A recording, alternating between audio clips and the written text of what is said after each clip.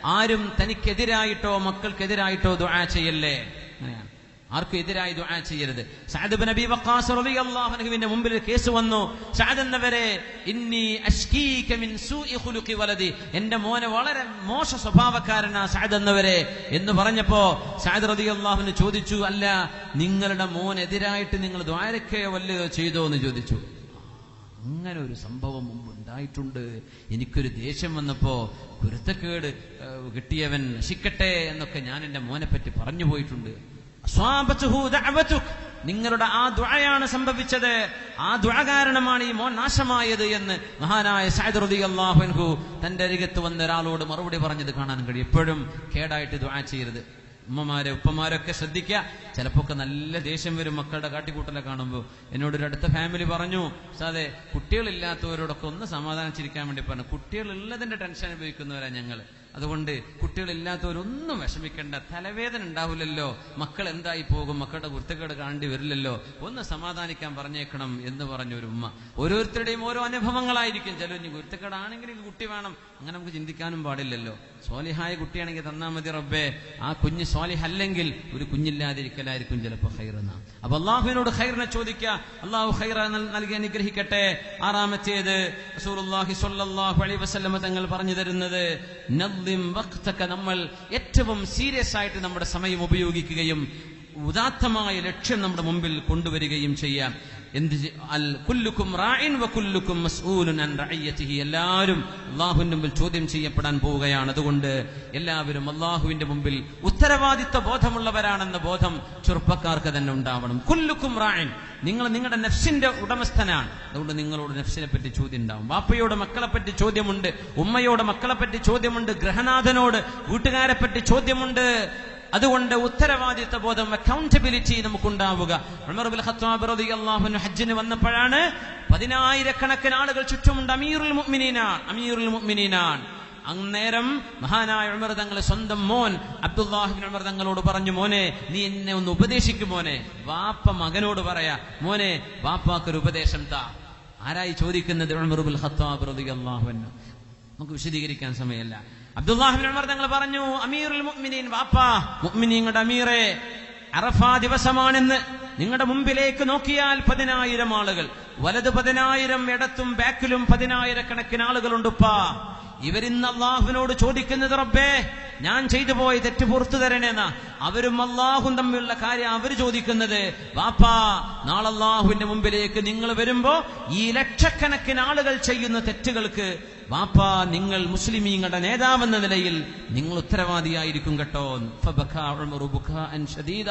അത് കേട്ടുകൊണ്ട് പൊട്ടിക്കരഞ്ഞു പോയി ഉമർ ഇബ്നുൽ ഖത്താബ് റളിയല്ലാഹു തആല അൻഹു. അതുകൊണ്ട് ഈ ഉത്തരവാദിത്വ ബോധം നമ്മൾ ഓരോരുത്തരും മനസ്സിലാക്കുക. റസൂലുള്ളാഹി സ്വല്ലല്ലാഹു അലൈഹി വസല്ലം തങ്ങൾ പറഞ്ഞു, ഊസീകും ബിശ്ശബാബി ഖൈറാ. വളരെ മനോഹരമായ ഹദീസാണ്. ചെറുപ്പക്കാരോട് നല്ല നിലക്ക് പെരുമാറണേ. കാരണന്മാരോട് പറയാൻ, പള്ളി കമ്മിറ്റിക്കാരോട് പറയാൻ, എന്ത് ചെയ്യണം? അവരോട് മൃദുല സമീപനം സ്വീകരിക്കണം. കാരണം വഴിതെറ്റിപ്പോകുന്നവർക്ക് വഴി കാണിക്കലാണ് ആവശ്യം. ഊസീകും ബിശ്ശബാബി ഖൈറാ. നബി തങ്ങൾ പറഞ്ഞിട്ട് ഊസീകും ബിന്നിസാഇ ഖൈറാ, പെണ്ണുങ്ങളോട് നല്ല നിലക്ക് പെരുമാറണേ എന്ന് പറഞ്ഞ ഹദീസ് കാണാൻ പറ്റും. ഇവിടെ ചെറുപ്പക്കാരോട് നല്ല നിലക്ക് പെരുമാറണേ. ഫഇന്നഹും അറഖു അഫ്ഇദതൻ, അവരുടെ മനസ്സ് ലോലമാണ്. അതുകൊണ്ടാണ് ഇവർക്ക് കാമുകന്മാരാവാൻ പറ്റുന്നത്. മനസ്സ് വളരെ സിമ്പിളാണ്. ഒരു മെസ്സേജ്, പടച്ചോനെ ഇന്നോൾക്ക് അത്ര ഇഷ്ടമാണോ, അവൻ വീണുപോയി. പെണ്ണിന് അങ്ങോട്ടും തോന്നുന്നു, റബ്ബേ ഇനി ഇവരല്ലാത്ത എനിക്ക് വേണ്ടാന്ന്.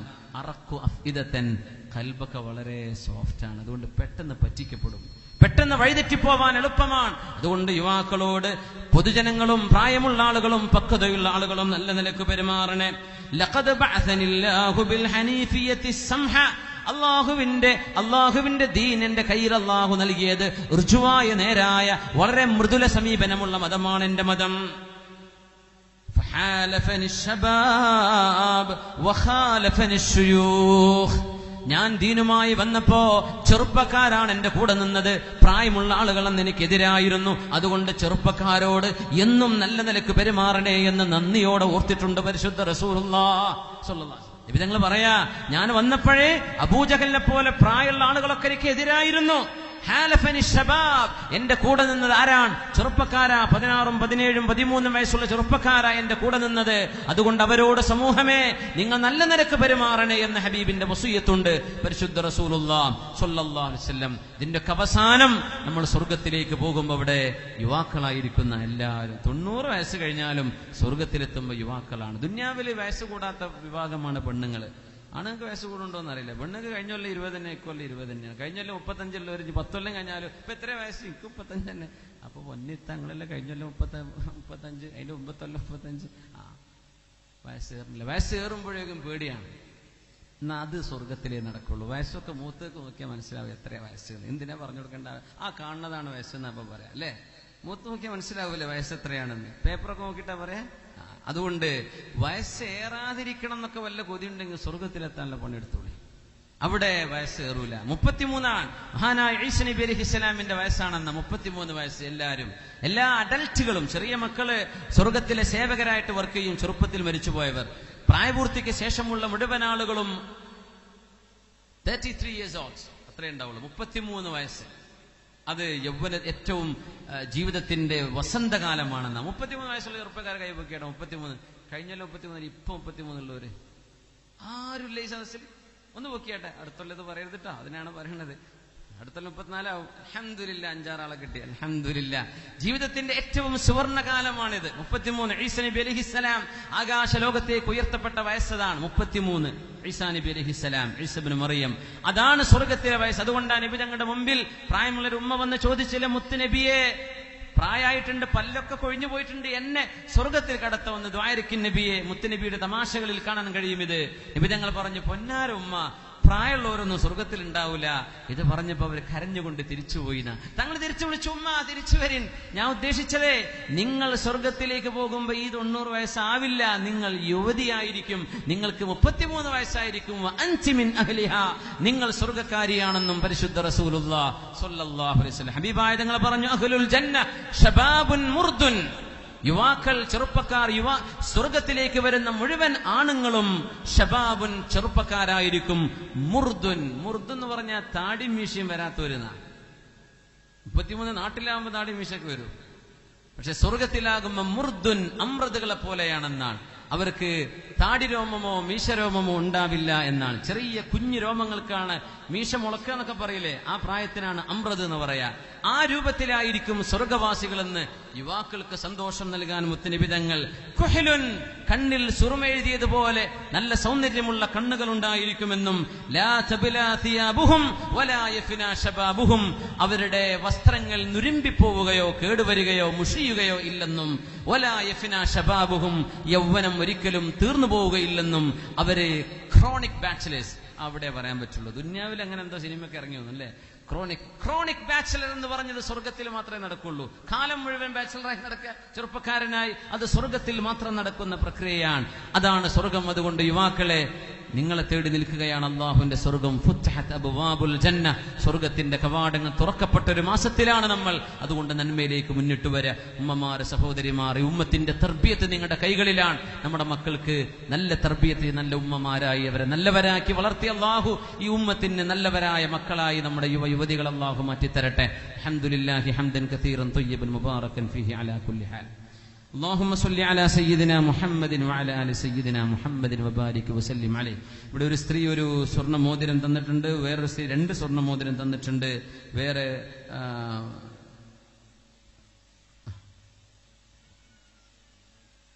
MK അബ്ദുൽ മജീദ് സാഹിബ് വളക്കോട് 10,000 രൂപ തന്ന് SKSFന്റെ ഒരു ഫണ്ട് ഉദ്ഘാടന കർമ്മം ഇവിടെ നിർവഹിച്ചിട്ടുണ്ട്. അൽഹംദുലില്ലാഹ്, അല്ലാഹു അത് ഖബൂൽ ചെയ്യട്ടെ. പിന്നെ ദുആയിരക്കാൻ വേണ്ടി ഇവിടെ 2,000 രൂപ അസുഖം മാറാൻ വേണ്ടി വർഷങ്ങളായി ചികിത്സ. റബ്ബേ നീ ശിഫ കൊടുക്കണേ പടച്ചവനെ. മക്കൾക്ക് വേണ്ടി ദുആ ചെയ്യാൻ 2 സ്വർണ്ണമോതിരം ഒരു സഹോദരൻ, അല്ലാഹു അവരുടെ മക്കളെ നീ കൺകുളിർമയുള്ള മക്കളാക്കി കൊടുക്കണേ റബ്ബേ. ദുആ ചെയ്യാൻ ഒരു സ്വർണ്ണമോതിരമുണ്ട്. അതുപോലെ തന്നെ വേറെയും സംഭാവന, ദുആ വസിയത്തൊക്കെ ഇവിടെ ഉണ്ട്. ജാമ്യയിൽ നിന്നിറങ്ങിയ ഫൈസി ബിരുദം എടുത്ത നമ്മുടെ ഒരു ഉസ്താദ് ബൈക്ക് അപകടം സംഭവിച്ച് വല്ലാത്തൊരവസ്ഥയിലാണുള്ളത് ഹോസ്പിറ്റലിൽ. ആ ഉസ്താദിന്റെ ഇപ്പോൾ ഈ അടുത്ത് ഫാരിഗായ പട്ടിക്കാട് ജാമ്യയിൽ നിന്ന് ഫൈലി ബിരുദമെടുത്ത് വന്നിരിക്കുകയാണ്. അള്ളാഹു ആ ഉസ്താദിന് വളരെ പെട്ടെന്ന് ശിഫ നൽകട്ടെ. അള്ളാഹു നീ ശിഫ കൊടുക്കണേ റബ്ബേ. അപകടങ്ങളിൽപ്പെട്ട് കിടക്കുന്ന എല്ലാ രോഗികൾക്കും നീ ശിഫ നൽകണേ തമ്പുരാനെ.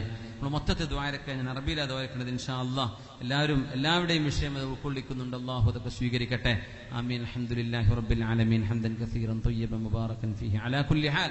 അല്ലാഹുമ്മ ലാ തദഅ ലനാ ഫീ മഖാമിനാ ഹാദാ വഫീ സഅത്തിനാ ഹാദിഹി ذنبا إلا غفرته ولا هما إلا فرجته ولا مرضا إلا شفيته ولا مريضا إلا عافيته ولا سحرا إلا أبطلته ولا فسادا إلا أصلحته ولا بلاء إلا رفعته ولا عسرا إلا يسرته ولا طفلا إلا ربيته ولا ضالا إلا هديته ولا ضالا إلا هديته ولا ضالا إلا هديته ولا غائبا إلا رددته ولا سحرا إلا أبطلته ولا بلاء إلا رفعته ولا حاجة من حوائج الدنيا والآخرة هي لك رضا ولنا فيها صلاح إلا قضيتها ويسرتها يا رب العالمين. اللهم اجعلنا من عتقاء شهر رمضان. اللهم اجعلنا من عتقاء شهر رمضان. اللهم اجعلنا من عتقائك من النار. اللهم اجعلنا من عتقائك من النار. اللهم أصلحنا وأصلح ولاتنا وولاة أمورنا وأصلحنا وأصلح شبابنا وأمتنا وإمتنا. اللهم أصلحنا وردنا إلى دينك ردا جميلا. اللهم اغفر للمؤمنين والمؤمنات والمسلمين والمسلمات الأحياء منهم والأموات إنك يا مولانا سميع قريب مجيب الدعوات.